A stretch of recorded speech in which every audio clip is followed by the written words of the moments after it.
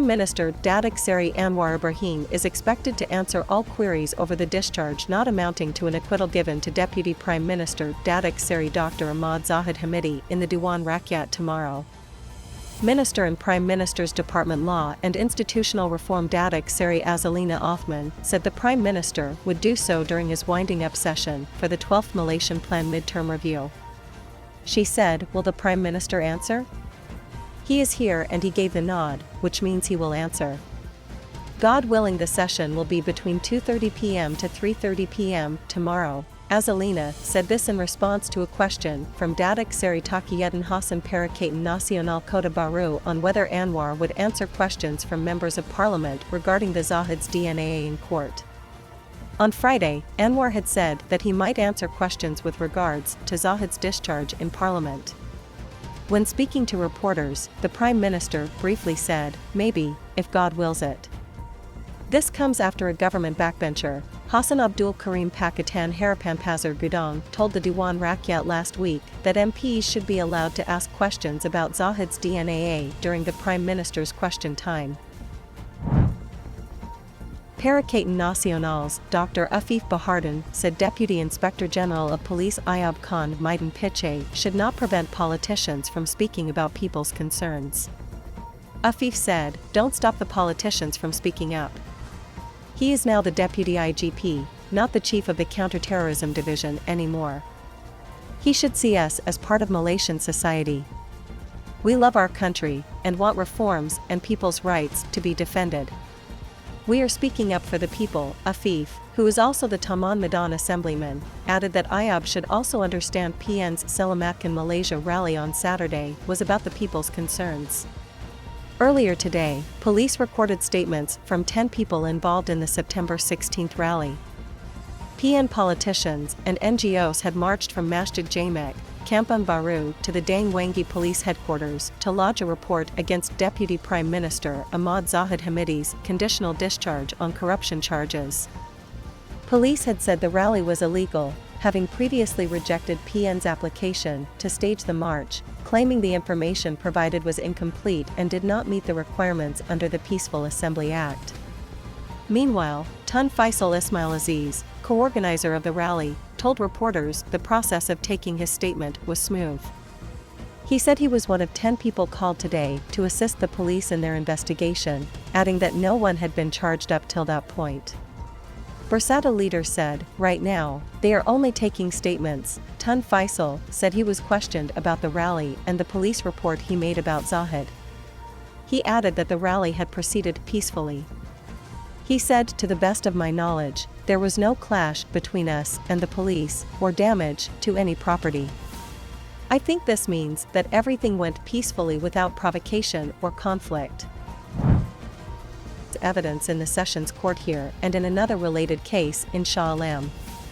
Ibrahim Sahari, a former director of Consortium Zenith BUCG SDN BHD, told Defence Counsel Gobind Singh Deo that he should instead question Ibrahim's then-colleague Zairul Ahmad Zulkifli to clear the air. An argument between Gobind and Ibrahim then ensued, but the witness stood his ground. In the Shah Alam Sessions Court, Ibrahim had said in his witness statement that Zairul, upon his release from a Malaysian Anti-Corruption Commission investigation in 2018, told him that businessman G. Nanaraja had cheated him of money. In that trial, Nanaraja was charged with 3 counts of cheating Zairul of Rs 19 million by deceiving Zairul into believing that Nanaraja could help him close ongoing MAC investigations into money laundering activities. In this trial, Ibrahim said that Zairul told him upon his release from the MAC investigation that he had given money to Guaneng, who was then Penang's chief minister.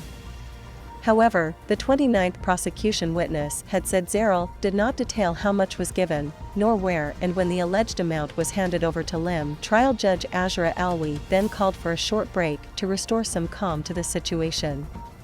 She said, "I will decide on his evidence." Zairul, in his evidence earlier, had said that the term chocolate, seen in WhatsApp conversations between Zairul and Nanaraja on August 17, 2017, referred to a sum of Rs 2 million that was meant for Lim. Zairul, a director of CZB, is expected to be cross-examined by the defense in the next session. Nanaraja will take the stand after that. According to the prosecution, Nataraja had pleaded guilty to an alternative charge under the Companies Act and was fined Rs 230,000. Re-examined by Deputy Public Prosecutor Mahdi Abdul Jumad on the said inconsistencies, Ibrahim clarified that the matters here and in Shah Alam were different. He said, "Here it is a case of corruption, while in Shah Alam it was a case of cheating. Lim is standing trial on the charge that he had used his position as then Chief Minister to ask Zaril for a 10% profit cut from the undersea tunnel project, and also for accepting Rs 3.3 million in kickbacks from the businessman. He is also accused of 2 counts of dishonestly misappropriating Rs 208.7 million worth of state land to 2 companies." The hearing was adjourned to October 23. Muda President Syed Sadiq Syed Abdul Rahman said the party's withdrawal of support for the unity government did not violate any legal provisions of the country. The Muda Member of Parliament said Muda's withdrawal did not violate any legal provisions because the action was done en bloc, in line with the provisions of the Constitution Amendment 2022, which prohibits members of the Diwan Rakyat from changing parties. Therefore, he added that there was no need for any Muda representative to vacate seats won in the 15th general election or any of the state elections. He said, "The withdrawal of support was a decision done in accordance with the federal constitution and the anti-party hopping law which was presented together before. The cooperation between Muda and Pakistan Harapan before GE15 was based only on the electoral pact made." Syed Sadiq also said that neither he nor Muda had signed any memorandum of understanding during the forming of the unity government on December 16, 2022. He said, "During the process of signing the MOU after GE15, I raised a question to the Secretariat, which was then under Rafizi Ramli, whether it was necessary to sign the same document or not. However, he stated that it is not necessary, it is only necessary to attend the MOU signing ceremony, because we are not in the Gabungan Rakyat Sabah, Gabungan Part 1 Sarawak, Barisan Nasional or PH blocks." Syed Sadiq earlier was responding to calls from quarters calling him and Muda Deputy President Amira Aizia Abd Aziz, who is the Puteri Wangsa Assemblyman in Johor, to vacate their seats following their departure from the government bloc. On September 10, Muda officially announced that the party will no longer be part of the unity government. It cited the decision to grant a discharge not amounting to acquittal to Deputy Prime Minister Datuk Seri Dr. Ahmad Zahid Hamidi on 47 charges related to alleged misappropriation of funds from Yayasan Akal Budi as making it difficult for the party to remain with the government. Dr. Mahathir Mohamad took up his new post as an advisor to a grouping of Perikatan Nasional-led states to undermine Prime Minister Anwar Ibrahim, says former Sabah Chief Minister Salah said Kerouac. In a Facebook post, Salah said Mahathir's role as the unofficial advisor to the opposition-led states would only benefit the former Prime Minister if he could win a seat in the Diwan Rakyat and become the opposition leader. Salah said, "Mahathir is a very smart politician. He is smarter than most of us. He wants to have a more effective influence over the political domain so that he can undermine the Prime Minister's control and influence. He is a master at this kind of games, and I salute him for that." In politics, age and ambition have no limit. Therefore, do not underestimate the will of an old man. When dealing with an adversary, it is not only his actions, but his intentions that have to be watched. If one does not act first, one will suffer the consequences. The Usakan assemblyman said that the 98-year-old Mahathir could even become Prime Minister again if all his enemies regard this as impossible and remain off guard. Salah, a former communications and multimedia minister, added that PAS would not have supported Mahathir unless it believed that he could help PN regain federal power. Last Thursday, Terengganu Menteri Besar Ahmad Samsuri Mokhtar said a new grouping comprising PN-led states, known as the State Government 4, SG4, was in the works, with Mahathir set to serve as their unofficial advisor.